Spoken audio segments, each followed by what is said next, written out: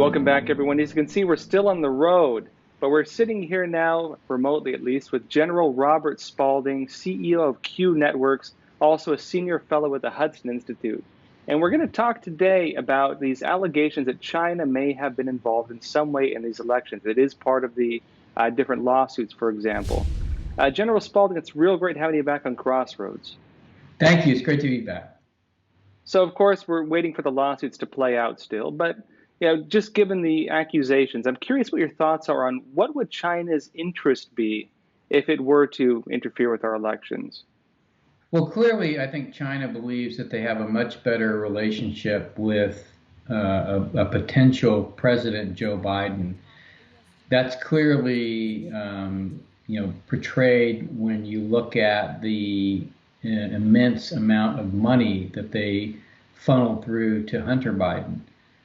But that goes without saying, because the challenge they've had with President Trump has been the fact that he's been pressuring them on almost all fronts, whether it be trade or finance or immigration or theft of intellectual property. He's basically unleashed the federal government to go after the Chinese Communist Party. Now, this has been completely opposite to the approach taken by all the former presidents since Kissinger, and certainly was counter to what I witnessed with the Obama administration, where Joe Biden was the vice president. So I think their clear incentive here is to reset the relationship between the U.S. and China in a way that promotes the Chinese Communist Party's interests.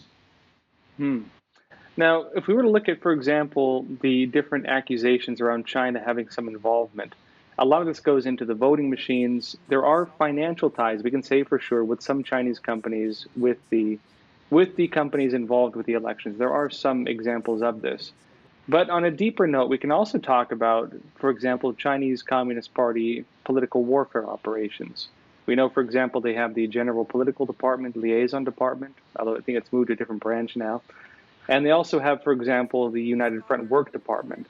I know, of course, you're one of the top researchers on China. What do you know about Chinese political warfare operations?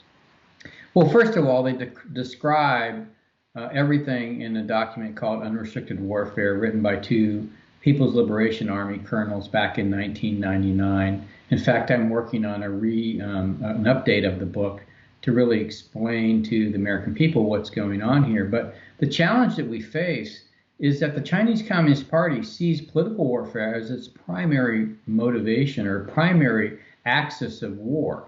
It's not about weapons. It's about using influence and financial incentives to encourage the kind of behavior they want, whether that be a corporate leader, whether it be a financial leader, whether that be a political leader. So we're today in their element. And really what I'm talking about here is they instituted a campaign against the United States in the beginning of 2020. It's the coronavirus.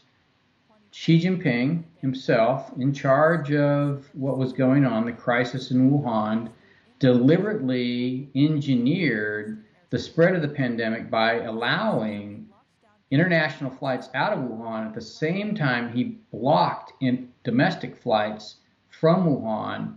So in early January, people were streaming out of Wuhan to all points of the globe. And this was under the specific guidance of Xi Jinping. In fact, he tells us so himself. On the 7th of January, he was in charge in Wuhan. This is followed by pressure on the World Health Organization to not mention human-to-human transmission. In addition, we're talking about the entire Chinese economy changing from a net exporter of PPE and masks in January to a net importer as they controlled the supply of PPE and masks, both in China and around the world through proxies. And then finally, an incredible disinformation campaign that sought to characterize China, in spite of the fact they had caused the spread of the pandemic, as being the most effective at handling the pandemic through essentially totalitarian lockdowns. And so the influence campaign, which included social media bots, legacy media, all kinds of different ways that they have portrayed democracies of failing at dealing with the coronavirus and portraying the Chinese Communist Party as having excelled at defeating the coronavirus using authoritarian lockdown measures. What they were able to do was get democracies all around the world to institute lockdown measures. That resulted in devastation of their economies globally. And so what the Chinese Communist Party has been able to achieve in 1 year, what they were not able to achieve in the first 3 years of the Trump administration, has been an acceleration of their strategy to undermine the social, the political, and the economic systems of free countries around the world. This is actually a very important point, which is the model of the lockdowns and the face masks. This is the China model. This is the model of the Chinese Communist Party for dealing with this virus, these totalitarian methods. And you're right, the validity of this, of course, I've been covering it a lot too. The whole validity of this is based on false reporting from the Chinese Communist Party, pushed through the World Health Organization, and then repeated by all these legacy news outlets as if it were, gospel truth. To the extent that where you say otherwise, it's you're called fake news or something. How do you see them manufacturing this operation, and what do you see the intention behind it being? Well, the clear intention is that they were facing the devastation of their economy as President Trump began to push back against the predatory practices that they were instituting against democracies. And so they came up with this, essentially method for dealing with their challenge with democracies. Their primary challenge is the United States. No other democracy has the strength or the wherewithal to push back against the Chinese Communist Party. Only the United States has the economic power, the military power, the diplomatic power, and the informational power to really push back. And so if they get rid of the United States as an impediment to what they want to do, then it makes it much easier for them to institute, essentially a change in international order, which is evidenced already by their ability to control the outcomes at the UN, the World Health Organization, the World Trade Organization, the World Bank. Essentially, what we had at the end of the Cold War was a fully functioning liberal democratic order. Today, what we have is essentially an authoritarian order around the globe that allows China to do whatever it wants in the South China Sea, whatever it wants with regard to the Uyghurs or the Tibetans or the people of Hong Kong. And soon, I fear it will be with the people of Taiwan as well. Well, and that's an important point as well, which is the model of government that the Chinese Communist Party is trying to validate around the world.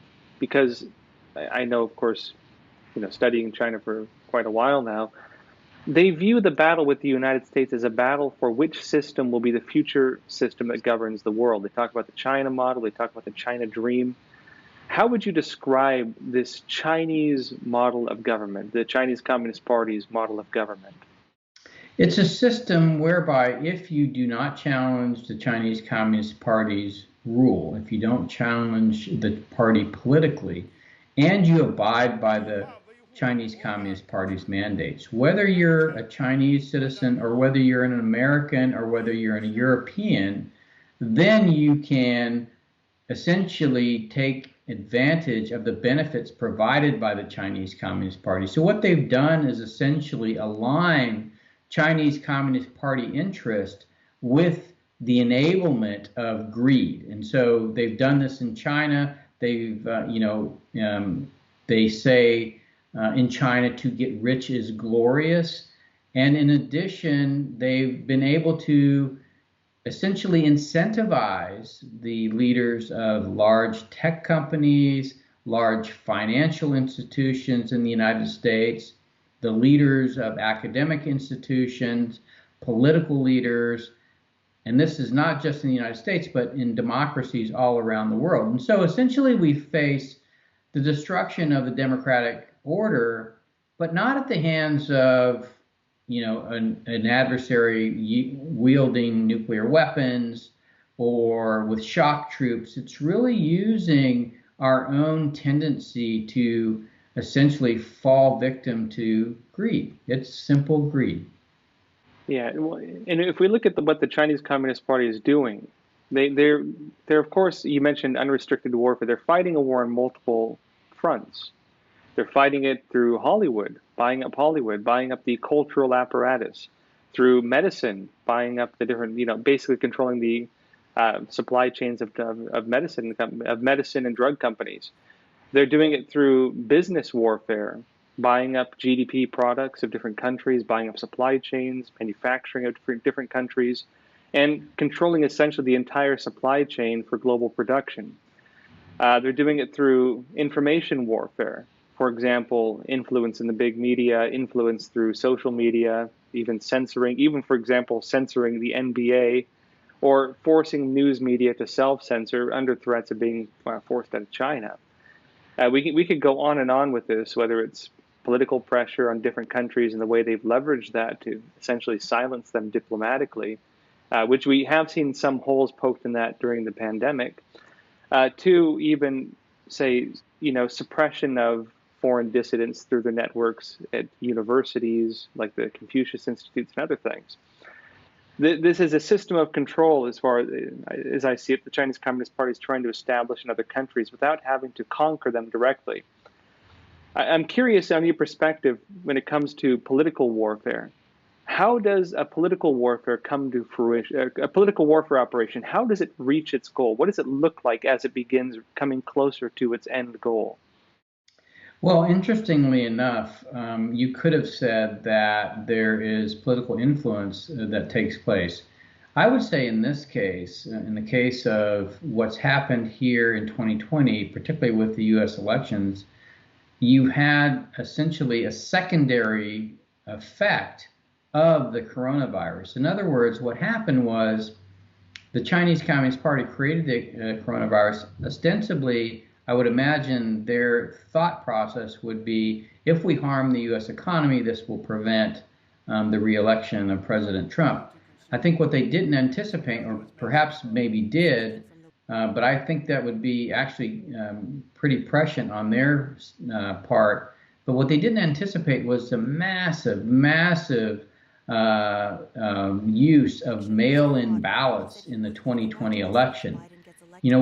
What we've had in this country is a recognition that mail-in ballots create the potential for fraud. And in fact, we've limited the use of mail-in ballots to very specific instances.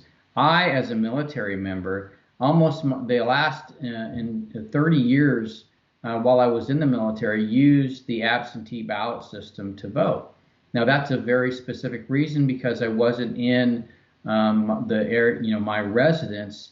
Usually I was in some other state or even overseas, and so I was allowed to mail in a ballot. Mostly that ballot was never counted, because if the threshold never reached a certain level, that ballot would never be opened and counted. In the case of 2020, we had this extreme use of mail-in ballots that really allowed the massive flood of what many have sworn affidavits to, which is essentially good old-fashioned ballot stuffing. For example, in Nevada, you had literally hundreds of ballots lying around apartment buildings where these things were scooped up, and then they could be filled out and placed anonymously in bins for voting. And so what you have is the opportunity for massive fraud. It wasn't a direct effect. I don't think the Chinese Communist Party, essentially created this spread of this pandemic for that, but it was certainly something that was very helpful in their cause. And so essentially what the Chinese Communist Party did was created the crisis that has been used, seemingly intentionally in some ways, to alter the way elections are done. And we now see massive amounts of fraud using methods that would normally be either illegal, because they had to change the laws to allow them, or outright illegal, because there is evidence of laws being broken. and of the mass use of systems to vote that were previously deemed so prone to fraud that they were very limited in use, like these mail-in ballots. And so, in other words, what the Chinese Communist Party did, intentionally or not, was created the say conditions in order that allowed for this change to our election laws to take place and the way our elections are run, which has led now to this interesting situation we're in now, to say the least. And now, looking at this Let me be again, clear, very clear. It was intentional. It was intentional to spread the pandemic. Of course, I think they couldn't have anticipated that we would change rules. In fact, some of the rules were changed illegally, I think, as we're going to find out. But the spread of the pandemic, without a doubt, I am absolutely certain was deliberately done. I'd agree too. So the intentional spread of the pandemic, you do believe then that the intentional spread of this pandemic then was also intended in some ways to impact the Trump presidency, possibly to alter the outcome of the elections? I believe so, because there was a fundamental belief that the economy was doing well so that he was going to get reelected. I think their calculus was the lockdown will affect the economy in such a manner as to prevent his reelection. And remember, this I think that's pretty spot on, because if you remember early on, China as well was, for example, placing sanctions on heartland issues. For example, crops, which they believed would impact the American farmers, which would basically damage Trump's ability to be reelected if they could impact people's finances in these kind of swing state areas or American heartland areas. We have seen incidents of them doing that and even stating publicly to some extent how they were doing it intentionally. And even coming out and publicly endorsing Biden through their state-run media, which was very awkward. I don't think that actually helped Biden, to be honest. It is quite the odd incident we're watching right now. I guess as someone who has studied this, how do you view this how do you view this in the context of how a political warfare operation would normally take place? Well, I think the fact is that the United States has never been prepared for this type of warfare. It's the use of, essentially war by other means. We typically use weapons, and we typically, go to war. And with the Chinese Communist Party, there is no division between peacetime and wartime. In order to achieve their interests, they have to diminish democracies globally because, quite frankly, they're petrified that the principles and the values that come out of democracies could instantiate themselves within their population. And so one of the things that they fear most is this transfer of culture, this transfer of democratic principles. And in fact, the Tiananmen Papers, which is really a translation of the internal dialogue of the Chinese Communist Party in the aftermath of the Tiananmen massacre, is that they recognize this cultural transfer can occur and that they must take extreme efforts to prevent it. And those extreme efforts include indoctrinating their society, controlling media within China. That includes building the Great Firewall, controlling social media. But it doesn't stop there. It must extend into democracies to ensure that the social and political systems of democracies become altered in such a way that there is room, there is space for authoritarianism. So just like the United States worked in the international order to promote liberal democratic values, to provide space for democracies to grow and thrive without the threat of an empire like the Soviet Union, this is what China is trying to hold forth and do today. Now, there should be no misunderstanding about the interests that the Chinese Communist Party have in spreading authoritarianism. Not necessarily in the same way that the Soviet Union did, but their goal is to basically seek similar systems. In the United States, they would prefer a single party system, a single party that then could join forces with the Chinese Communist Party and to ensure that the population of America essentially conform to the interests of the Chinese Communist Party. This is what they tried to essentially impose through corporate America. They'd be much happier with a U.S. government that was all one party, that was essentially like the Chinese Communist Party, intent on forcing a narrative that promoted one party rule. And if you look at our politics today, in a lot of ways, there's elements of that being played out today. General Spalding, it's a real pleasure having you on again. Thank you. Thank you.